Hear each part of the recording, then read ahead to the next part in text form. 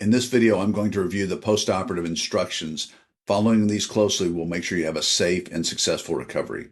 First thing you need to do when you get home is rinse with this NeilMed solution. I put distilled in parentheses because you have to use distilled water with this, so make sure you have some at home. Do this 4 times a day. You can rinse more often if you want. There are 2 ways to rinse. If you follow the instructions, which is not really my preferred way of doing it, it tells you to put the bottle in one side of your nose, tilt your head over, let it go over the top, and run out the other side.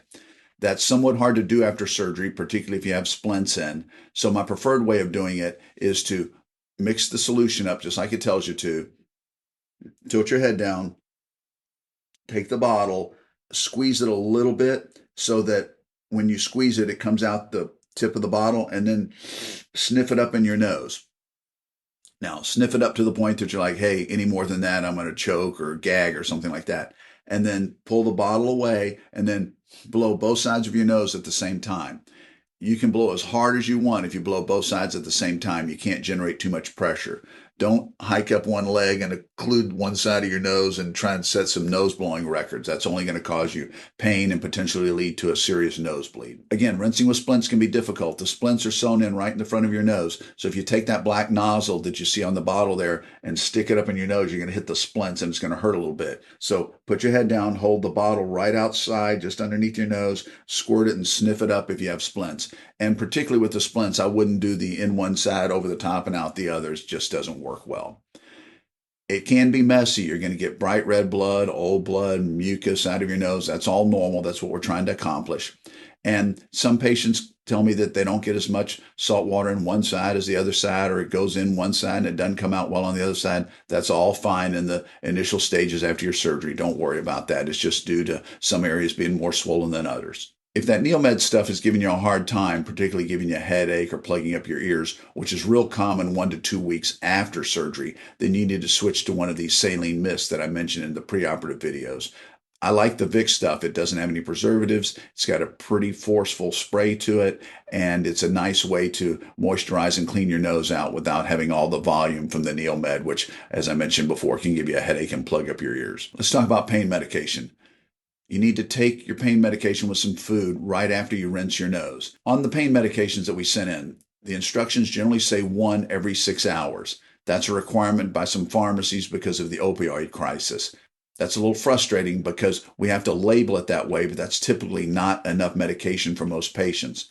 The typical dose for the medicine we're sending in for you is 1 to 2 every 4 to 6 hours, but don't exceed 8 in a 24-hour period. I would recommend taking 1 or 2.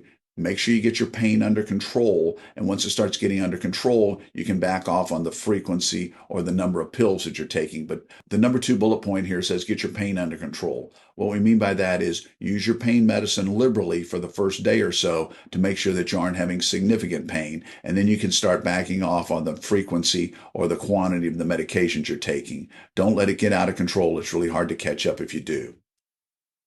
Once you're feeling better, you can switch to Tylenol. I have some patients that only take Tylenol after surgery. I have some that switch to Tylenol the next day, and some patients take several days until they can switch to Tylenol. It's different for everybody, so just use your pain medicine as long as you need to, and then switch to Tylenol when you can. And above all, don't switch to Motrin or aspirin or Excedrin or Aleve or anything like that. That will thin your blood. We generally send in a Z-Pack if you're not allergic to it. We may have sent in a different antibiotic if you are allergic to azithromycin. But nevertheless, don't start your antibiotics until the day after surgery. It's not important that you need to start them the day of surgery.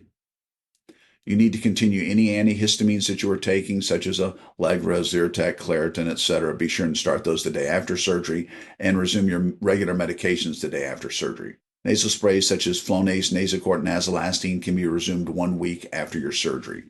So when you resume your Flonase, Nasacort, or Nasalastine, make sure that you rinse your nose before you put those in. It'll make sure your nose is cleaner on the inside, and the sprays will work a lot better if you do that. Let's talk about nose blowing and sneezing. As I mentioned before, if you're going to blow your nose, it's fine. Just make sure you blow both sides at the same time. It's really hard to suppress a sneeze. So if you are going to sneeze, just open your mouth really wide and try and vent as much of the sneeze out through your mouth and not let it go through your nose as much as possible. We're going to give you a gauze drip pad. It's going to be underneath your nose. It's going to have a little string that goes behind your head. This is just a matter of convenience. Your nose is going to be bleeding a little bit when you go home. You're going to have a little mucus in there, and particularly after you start rinsing with salt water, you have a little drainage.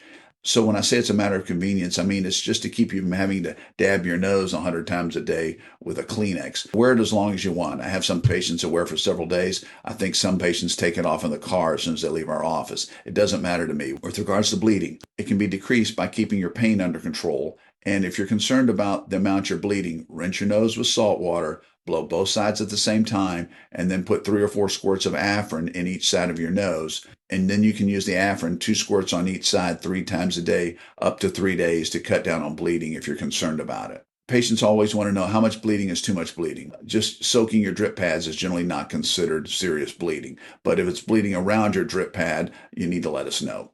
Congestion is the most common complaint after surgery. It's kind of broken down into 2 categories: people that have nasal splints and those that don't. If you have splints, you're generally going to be congested until your splints come out. If you don't have splints, you're generally going to be congested for 4 or 5 days. There are some things that patients can do to help cut down on their congestion. Feel free to take Sudafed. Feel free to put Afrin in your nose, though the Afrin doesn't work great if you have splints in. Use a Breathe Right strip on the front of your nose to help pull the side walls of your nose out so you can breathe a little bit better. And then make sure you're sleeping with your head elevated. That will help a lot. And then if you're rinsing pretty well, but you're feeling congested, there's a different type of rinse. You can either get the hypertonic packets, which are generally green. They have a higher salt concentration, or you can put 2 of the regular salt packets in, and that will make it a hypertonic solution. Don't put more than 2 in, but putting the high strength salt in will draw some of the swelling out of your nose and help with your congestion. If you're going to use the hypertonic solution or mix your own hypertonic by using 2 packets, make sure you don't do that for more than about a week or so. Crusting is very common if you have splints in your nose. You can clean the crust out of the front of your nose by using a Q-tip with some hydrogen peroxide. Just make sure that you don't dig too far into your nose because you'll hit the splints with the Q-tip and that hurts a little bit. You won't harm anything, but it'll be a little uncomfortable if you stick the Q-tips too far in your nose. You need to sleep with your head elevated. That can be on 2 or 3 pillows if you're sleeping in your bed. If you want to sleep in a recliner, that's fine, but most people don't have to. You can shower as soon as you want. You can eat anything you want as soon as you can tolerate it. If you're a little nauseated from the anesthesia or the pain medicines, make sure that you restrict yourself to a liquid or a soft diet until that resolves. If you have CPAP, you can start using it again right after your surgery. The evening after surgery is fine to resume your CPAP. A low-grade temperature up to 101 degrees is okay. It'll generally respond to moving around, taking some big deep breaths, and Tylenol. But if you're having a fever over 101 degrees, you need to let us know. If you do have splints in, they are sewn in. They may feel like they're moving, but they're not going to go anywhere. I sew them in, and the recommended number of knots to put in the suture is 4. I generally put 8 just as a precaution, so they're not going to come out. And you may or may not be able to see them. Some patients are concerned that they can see it on one side, but they can't see it on the other. That's fine. But whether you can see one of them or both of them, or you can't see them at all, don't really worry about it. With regards to travel, car travel is fine. Travel by plane, we prefer about 3 weeks. 2 weeks is okay if you talk to us about it. Also, if you're traveling to a desolate area, even if it's by car, let us know. With regards to activity, don't be bedridden, but don't go out and set your bench press record either. You need to move around. A little light indoor cycling or treadmill is fine. But the main thing is avoid getting overheated and don't exert yourself to the point that you raise your blood pressure. That's the key thing. People have a lot of individual questions about, can I do this? Can I do that? The bottom line is, if it's going to get your blood pressure up, you shouldn't do it until we tell you it's okay to do. Also, don't do any activities that involve head down positions like yoga or Pilates. That'll just make the blood rush to your head and increase the chances of a nosebleed. In closing, these pre and post-operative instructions cover most patients' concerns and most of their questions. Please contact us if you have any questions at all, whether it's about the instructions or how your unique situation may be different from the generalized instructions that we've given out. We're happy to help. I have a whole staff that can help answer your questions. Looking forward to a great outcome for you. Bye.